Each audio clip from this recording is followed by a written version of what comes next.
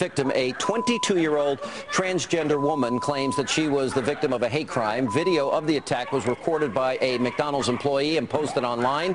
It shows the victim being punched and kicked and spat on.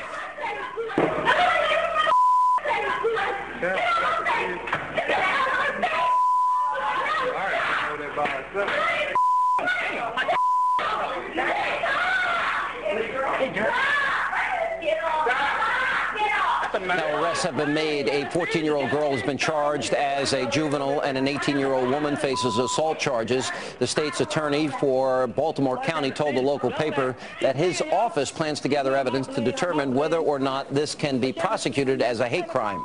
And joining me now with reaction, former prosecutor Pamela Hayes and defense attorney Rebecca Rose Woodland is here with us.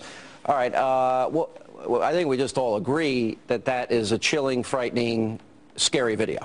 Absolutely outrageous. I can't believe that, this is going on in McDonald's, and, these girls just think they could walk up to someone and start dragging them by the hair. It's clearly assaultive behavior. Look how vicious the punching and the kicking and the hair pulling, and, at first, what really frustrates me, why didn't anybody, you see all these people around there, instead of videotaping this, why didn't you get in there and stop it? Why don't you get involved? Yeah. What sort of people look are at these? This.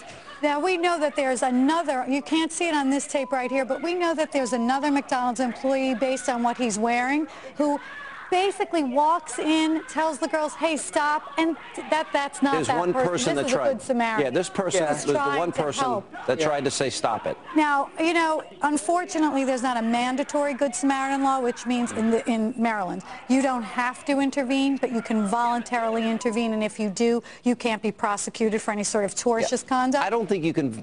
Look, people don't know what they're getting into. I think you have to call 911. Here's where I might disagree with both of you.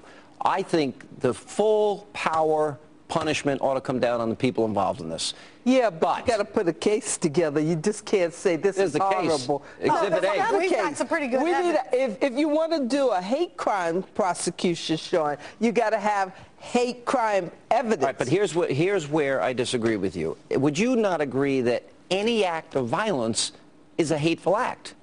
By definition, if you're killing somebody, beating somebody, you agree with that? I disagree with that, because is it an act of love? It's not. Of course, it's not an act of love, but that's not what the hate crime legislation is all about. Hate crimes, you're trying to get into people's minds to determine why they did this. I don't care why they did it. They should get the full punishment, which should be severe for any conduct like that. Forget about what their thoughts were at the time, or what motivated them. You know what? I agree with you. But what we're talking about is legislation that is called hate crime because it addresses certain crimes that are created or that are started just because a person is different. All right. Does it really matter if, let's say the beating, for whatever reason, is one because this woman may or may not be transgendered? It doesn't matter. This is an act of violence against a human being. So what does it matter what their motivation is, their thought process is? They're guilty of the crime. We don't need to start figuring out what's in their head. They're guilty of an assault, clearly. There you go.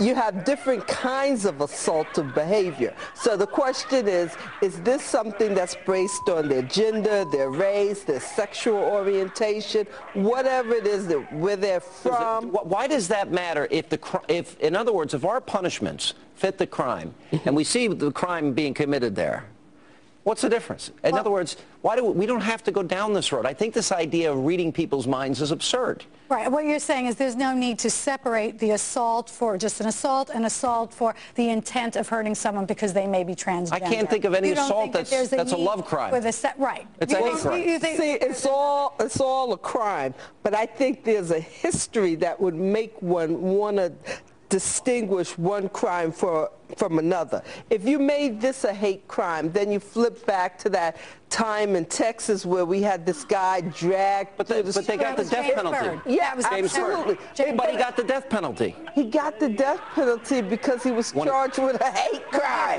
No. Excuse me. George Bush did not support. This was an ad by James Byrd's daughter. That hideous dragging death resulted, thankfully, in a guy getting a death penalty. Now, what difference would it have made if he got an addition? You can't have a bigger punishment than a death penalty. No, you're absolutely right. Because it was a murder, he should have gotten the death penalty. but because somebody was black, or they're gay, or they're a woman, it elevates it. I think it should be the act, and how severe the act is results in the punishment appropriate for the crime. This was a crime. That was a murder of an innocent man. You get the last word. Yeah, no, I know what you're saying. You're saying, why are we distinguishing anymore? Why shouldn't we move forward in this country to not distinguish? All acts, no, I'm saying all acts of violence by definition are hateful. No matter what. It doesn't Punish matter people why. appropriately for the hideous crimes in both cases. That would be a misdemeanor in New York. I wouldn't call that a misdemeanor. That's no misdemeanor. No way. How much you want to bet? This goes on in our schools. But they returned. They it's horrible. Numerous times and kicked her in the head. I don't know. I think it's a prosecution, right? Well, good you can push that. Good to see you both. Yeah. Missed you. Good to be here. Tell Hillary I say hi when you see her. I certainly will next time I'm in D.C.